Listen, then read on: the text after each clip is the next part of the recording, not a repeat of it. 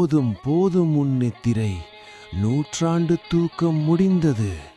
விழித்தெழு வீர கும்பகர்ணா, விதி குலுங்குகிறது. எங்கும் முரசுகள் முழங்கட்டும், யானைகள் பிளிரட்டும். சத்தம் சத்தம் இன்னும் அதிகரிக்கட்டும். லங்கையின் மண்ணே அதிரட்டும். 6 சுவை உணவுகளை என் அருகில் கொண்டு வாருங்கள் இப்போதே.